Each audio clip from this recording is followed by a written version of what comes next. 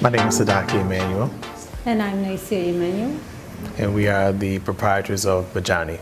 You know, Nacia was one that had another job and was talking about how much she didn't like her job. I was like, quit your job, do what you're passionate about. What do you want to do? And she said, baking. Well, go to school. So she went to school at Washburn and got her pastry, associate's degree in pastry and baking, and just fit right in now. That's where Majani came from. Majani is a Swahili word that means green.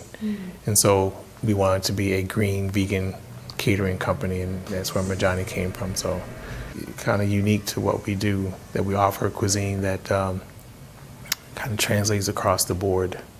At the same time, trying to use fresh local produce and present it in a way that folks don't look at it and think this is vegan.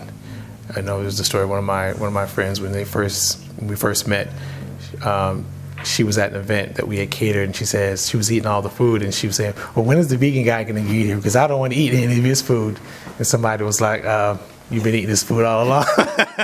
So, I think that's the thing that as a vegan, you're always grateful to have something there that you can eat.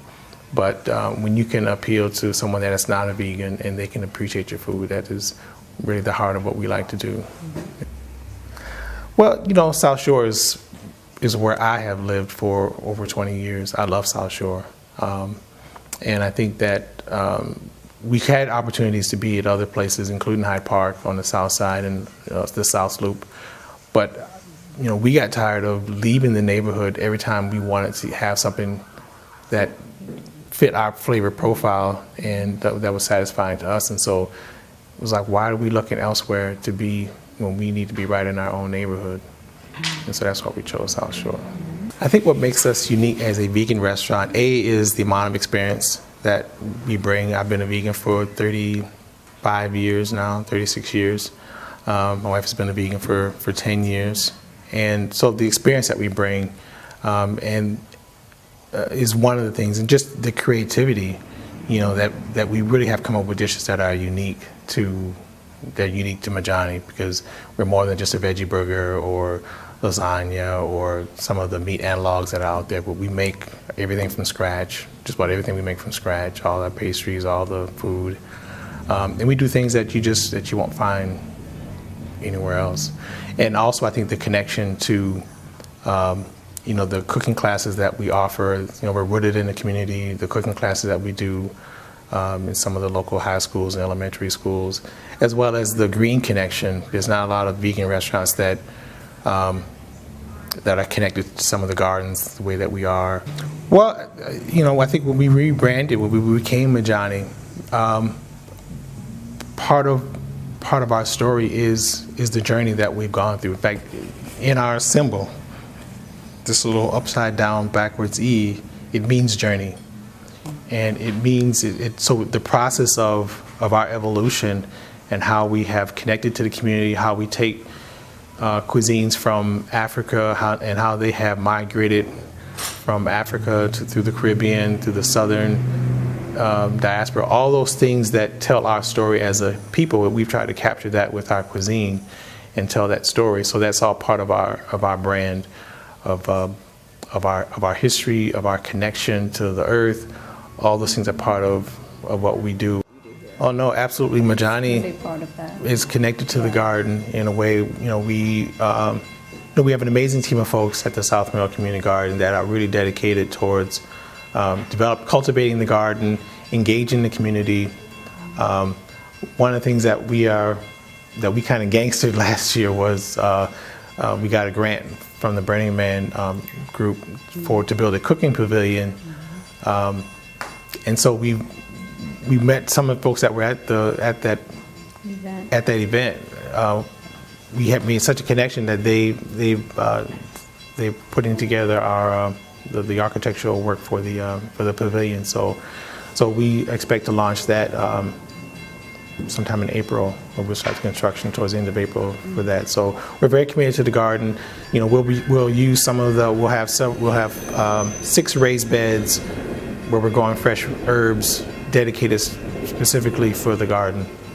So us being able to continue to cook and teach in the garden, use some of the herbs from the garden in the restaurant. Those are all things that continue to connect us to the community and to the garden. We should have to say the permits, maybe. Yeah, there have been some ridiculous challenges, honestly, Yes. here.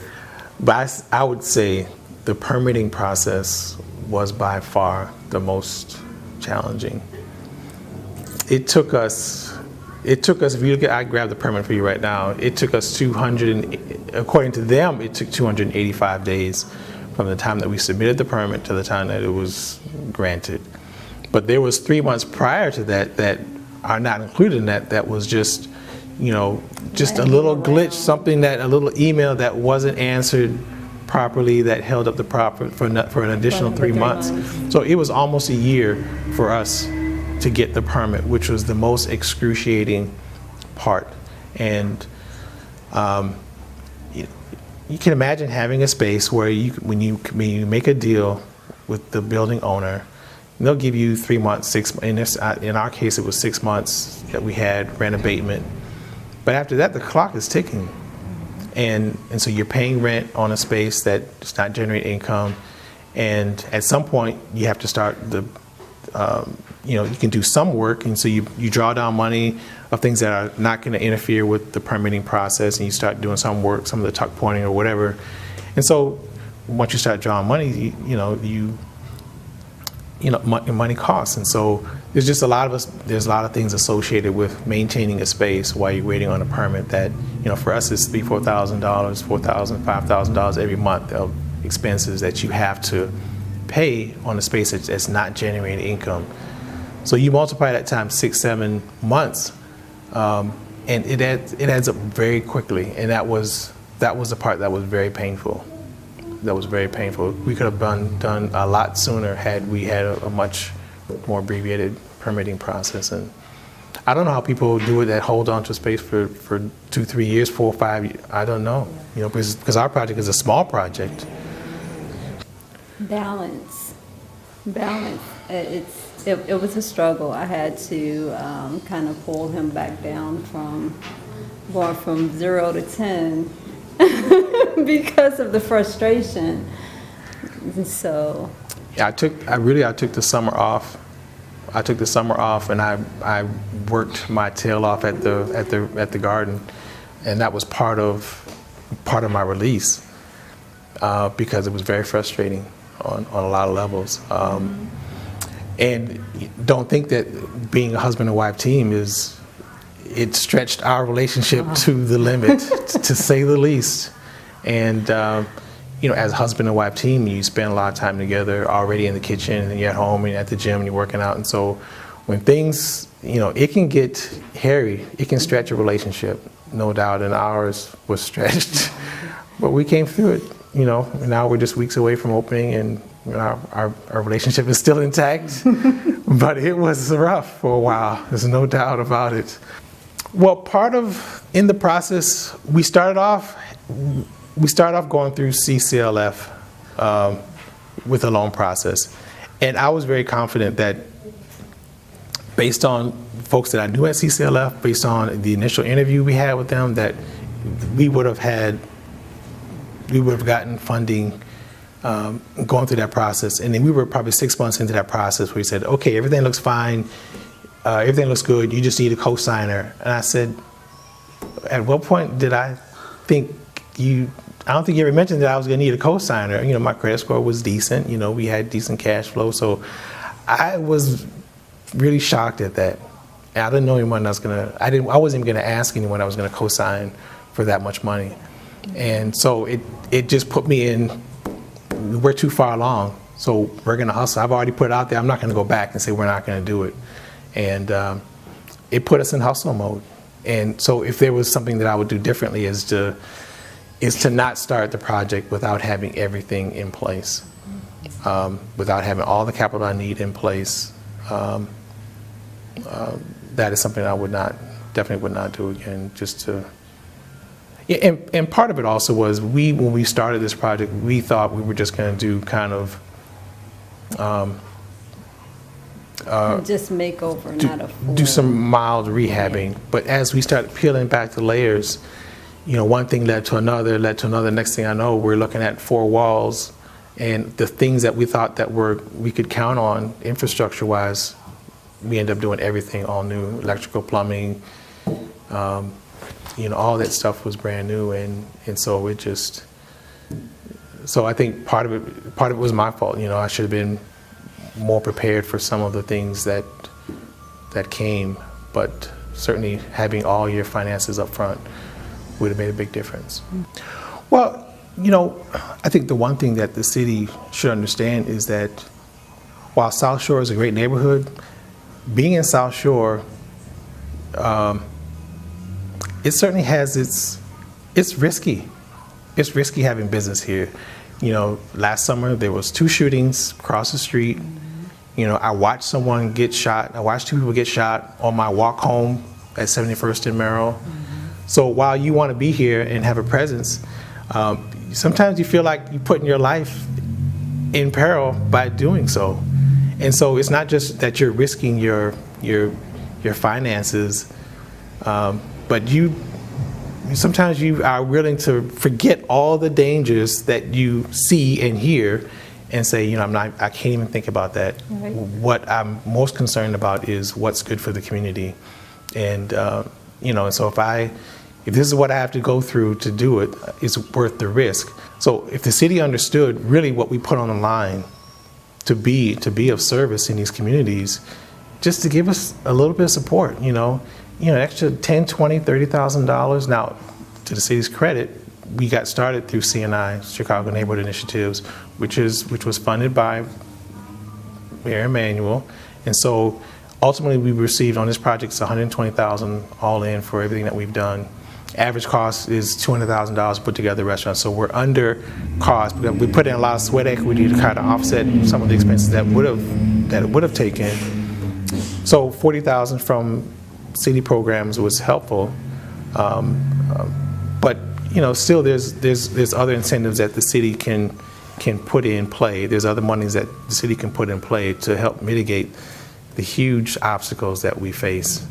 You can never have enough training especially for restaurants, so that you understand all the things that you're facing, whether it's payroll or maintaining your taxes or whatever. Those are all things I think are helpful.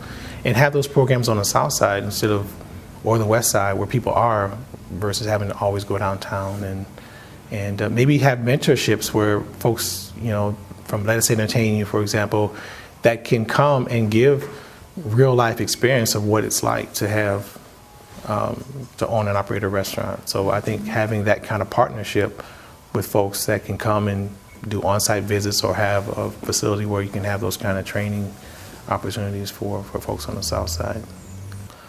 Well, we have kind of went back and forth about what was going to be the vision for the next 5 years, 10 years. My wife is born and raised here in Chicago, and she is probably ready to have a change of scenery. And I, have been able to convince her, let's just give it 5 more years. Let's make an impact in this community right now. But our ultimate goal is to be able to bring high quality, affordable, healthy eating options, not just in this community, but other communities around Chicago. Mm-hmm. And if we can do it here in this community, we can do it in other communities in Chicago, then why can't we go to other communities around the country? So we certainly see it where, as we build a strong brand, a strong model here in South Shore, prove that we can do it here, and then it opens up the door for us to do it in other communities around the city, around the country. How many times have I heard someone say, if I had the choice, if I had the option to, I would eat this way or better.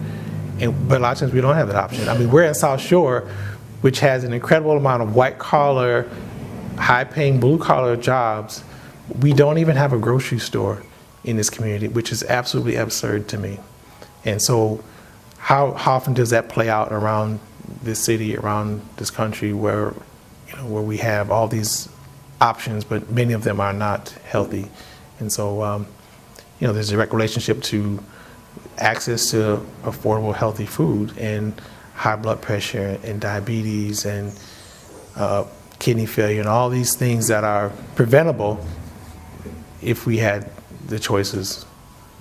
And we're not even get into how that affects healthcare and the high cost of a heart transplant versus just eating some broccoli. Well, this has absolutely been a labor of love. When folks come in here and they see how we have put our hands to the grindstone to make this project work, I'll just give the ceiling, for example. When we realized that we had a tin ceiling, one of the folks in South Shore said, save that tin ceiling. But to save the tin ceiling, it meant taking each piece, each 2 feet by 8 foot piece, literally tapping it with a little hammer to knock the paint chips off of it, because I'm sure it was lead-based paint, so we couldn't just grind it off. So taking each little piece and tapping the paint chips off, which took weeks and weeks to do that, and then taking the wood that it was on and cutting it the lengthwise. The ceiling alone was a 3-month project. So I couldn't have hired someone to do that. I couldn't have afforded to pay someone to do that. So that's just one aspect of the labor of love that it took to pull this off. Taking these tables and turning charred wood timbers and turning it into our community table.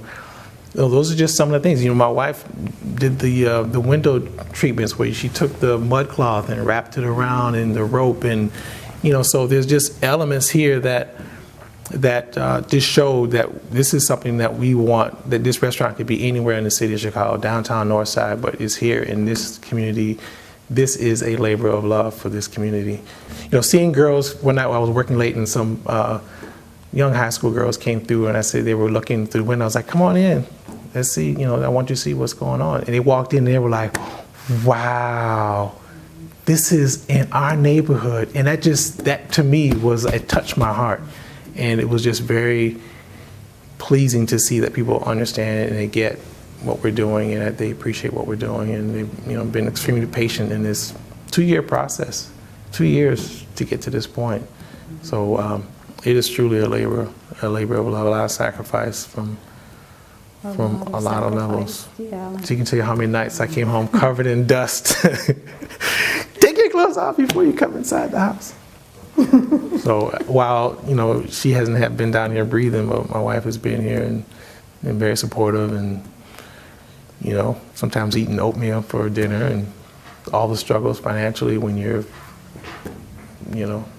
running on fumes, but something that you're driven to do because this is what the community needs and wants.